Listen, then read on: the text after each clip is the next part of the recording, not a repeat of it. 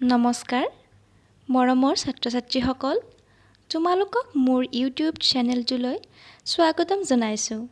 আজি মই এটি নতুন ভিডিঅ' তোমালোকৰ আগত লৈ আহিছোঁ। মই আজি ষষ্ঠ শ্ৰেণীৰ ইংৰাজী পাঠ্যপুথিৰ লেচন 3 ধ্যানচান্দ এই পাঠটি তোমালোকক অসমীয়াত বুজাই দিম।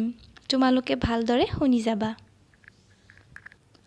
এনেকুৱা ধৰণৰ শিক্ষামূলক ভিডিঅ'ৰ কাৰণে মোৰ চেনেলটো নিশ্চয়কৈ লাইক, শ্বেয়াৰ আৰু ছাবস্ক্ৰাইব কৰিবলৈ নেপাহৰিব।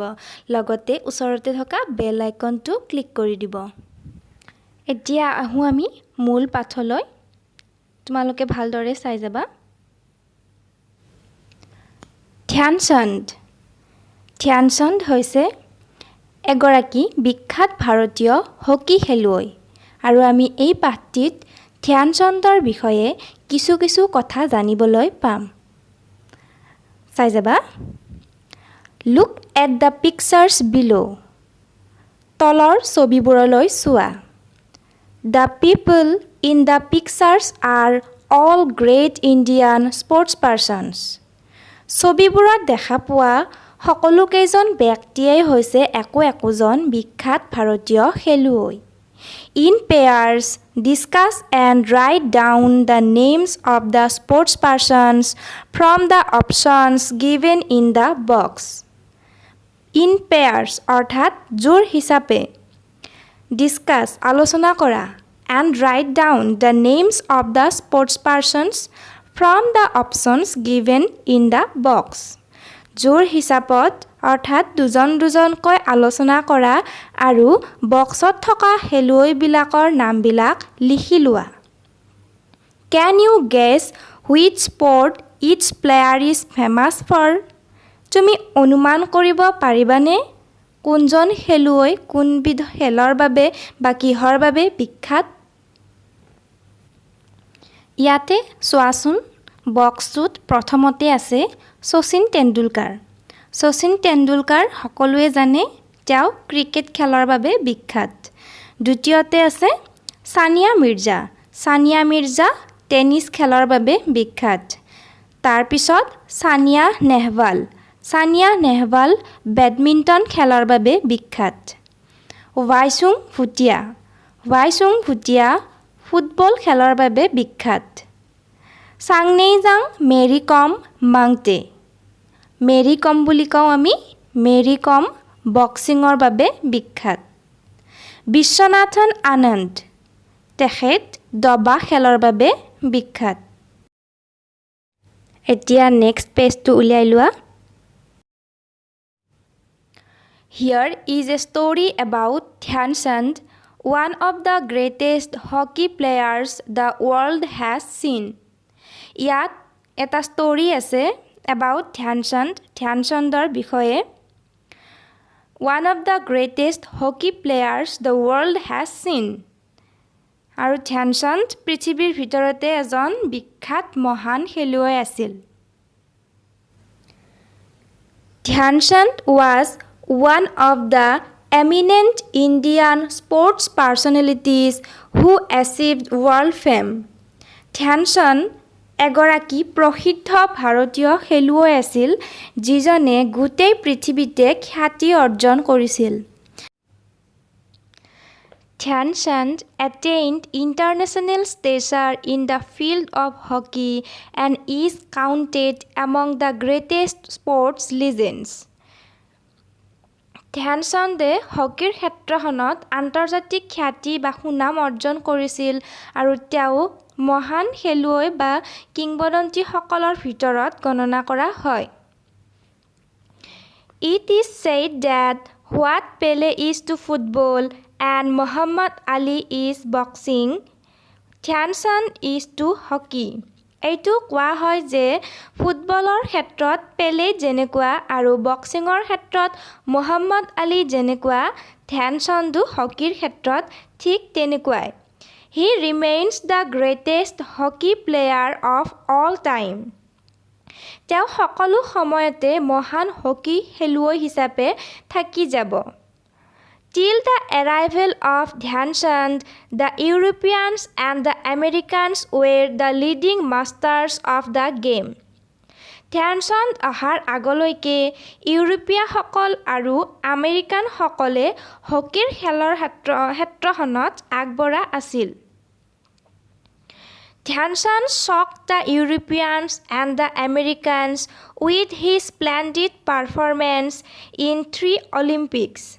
ধ্যানচান্দে ইউৰোপীয়ানসকলক আৰু আমেৰিকানসকলক আচৰিত কৰি তুলিছিল তেওঁৰ চমৎকাৰী প্ৰদৰ্শনৰ দ্বাৰা 3খন অলিম্পিক খেলত। This great hockey player was born as Dhyan Singh on 29th August 1905 into a Rajput family in Allahabad. এইজন মহান হকী খেলুৱৈৰ জন্ম হৈছিল ধ্যান সিং হিচাপে তেওঁৰ ধ্যান সিং হিচাপে জন্ম হৈছিল 29 আগষ্ট 1905 চনত এলাহাবাদৰ এটা ৰাজপুত পৰিয়ালত। The turning point of his life came when he joined the British Indian Army at the age of 16. তেওঁৰ জীৱনৰ দিশ পৰিৱৰ্তনৰ মুহূৰ্ত আহিছিল যেতিয়া তেওঁ ব্ৰিটিছ ইণ্ডিয়ান আৰ্মিত জইন কৰিছিল তেওঁৰ 16 বছৰ বয়সত। The army gave him the much needed opportunity and facilities to practice hockey. আৰ্মিয়ে তেওঁক সকলোবোৰ প্ৰয়োজনীয় সুযোগ আৰু সুবিধা প্ৰদান কৰিছিল হকী প্ৰেক্টিছ কৰিবৰ বাবে। He preferred to do his practice sessions at night after his duty hours. তেওঁ পছন্দ কৰিছিল প্ৰেক্টিছ ছেছন তেওঁৰ হকী প্ৰেক্টিছ কৰিবৰ কাৰণে ৰাতিৰ ভাগত যেতিয়া তেওঁৰ ডিউটি শেষ হৈছিল, অৰ্থাৎ তেওঁৰ ডিউটি শেষ হোৱাৰ পিছত তেওঁ হকী প্ৰেক্টিছ কৰিবৰ বাবে পছন্দ কৰিছিল। He often waited for the moon to come out so that the visibility in the field improved. তেওঁ প্ৰায়ে অপেক্ষা কৰিছিল চন্দ্ৰটো ভালদৰে ওলাই অহালৈকে যাতে ফিল্ডখন ভালদৰে দেখিবলৈ পোৱা যায়। His practice sessions coincided with the rising of the moon, and so Dhyan Singh came to be called Dhyan Chand by his fellow players. তেওঁৰ প্ৰেক্টিছ ছেছনটো সম্পূৰ্ণভাৱে চন্দ্ৰটো ওলোৱাৰ লগত মিলি গৈছিল, অৰ্থাৎ চন্দ্ৰটো ওলালেই তেওঁ প্ৰেক্টিছ কৰিবলৈ আৰম্ভ কৰিছিল। সেয়েহে ধ্যান সিঙক তেওঁৰ সতীৰ্থসকলে ধ্যান চন্দ বুলি মাতিছিল। His coach also predicted that he would one day shine like the moon. তেওঁৰ প্ৰশিক্ষকজনে ভৱিষ্যতবাণী কৰিছিল যে এদিন তেওঁ চন্দ্ৰৰ দৰে উজ্জ্বলি উঠিব। He gave him the title Chand. তেওঁৱে ধ্যান চন্দক চান্দ অৰ্থাৎ চন্দ্ৰ উপাধি প্ৰদান কৰিছিল। Chand is a Hindi word for moon. চান্দটো এটা হিন্দী শব্দ, মুন অৰ্থাৎ চন্দ্ৰৰ বাবে হিন্দী শব্দ হৈছে চান্দ। A few years later, in 1928, he led the Indian hockey team to win the first gold medal for India in Amsterdam. অলপ কেইবছৰমান পিছত 1928 চনত তেওঁ ভাৰতীয় হকী দলক প্ৰতিনিধিত্ব কৰিছিল আৰু প্ৰথমবাৰৰ বাবে সোণৰ পদক লাভ কৰিছিল আমষ্টাৰডামত। He won his second gold in the 1932 Olympics in Los Angeles. দ্বিতীয়টো সোণৰ পদক লাভ কৰিছিল 1932 চনৰ অলিম্পিক্সত। লছ এঞ্জেলেছৰ অলিম্পিকত দ্বিতীয়টো সোণৰ পদক লাভ কৰিছিল। The gold came to him in the 1936 Olympics in Berlin, where he led the Indian team. অন্তিমটো গোল্ড পদক তেওঁলৈ আহিছিল 1937 চনৰ বাৰ্লিনৰ অলিম্পিকত, য'ত তেওঁ ইণ্ডিয়ান টীমক প্ৰতিনিধিত্ব কৰিছিল। He also won the title of Hockey Personality of the Century there, আৰু তাতেই তেওঁ শতাব্দীৰ শ্ৰেষ্ঠ হকী ব্যক্তিত্বৰ খিতাপো অৰ্জন কৰিছিল। Dhyancand was given the nicknames the Wizard and the Magician of Hockey for his super ball control. ধ্যানচন্দক উপনাম প্ৰদান কৰা হৈছিল দ্য ৱাইজাৰ্ড আৰু দ্য মেজিচিয়ান অফ হকী। এই দুটা উপনাম প্ৰদান কৰা হৈছিল।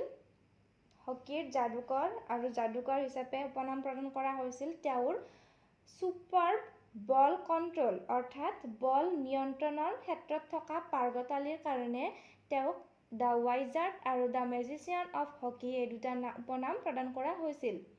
During his sporting career spanning 23 years 1926 to 1949, he scored a total of 570 goals in 185 matches according to his autobiography titled Goal. তেওঁৰ 23 বছৰীয়া খেল জীৱনত যিটো 1926 চনৰ পৰা 1949 চনলৈ আছিল, এই সময়ছোৱাত he scored a total of 570 goals. তেওঁ 570টা গোল দিছিল in 185 matches.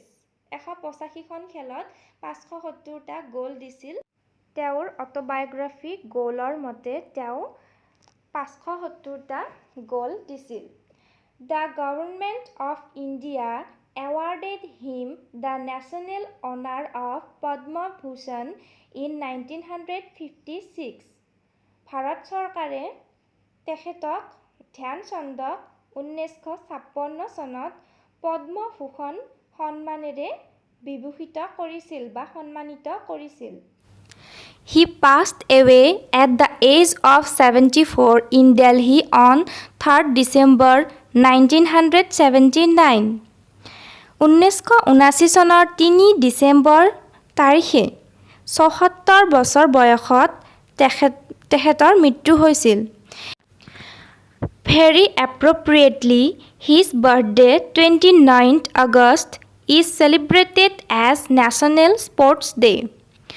অতি সঠিকভাৱে তেওঁৰ জন্মদিনটো 29 আগষ্ট এই দিনটো ৰাষ্ট্ৰীয় খেল দিৱস হিচাপে উদযাপন কৰা হয়।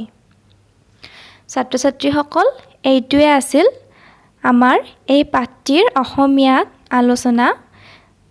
তোমালোকৰ যদি ভিডিঅ'টো চাই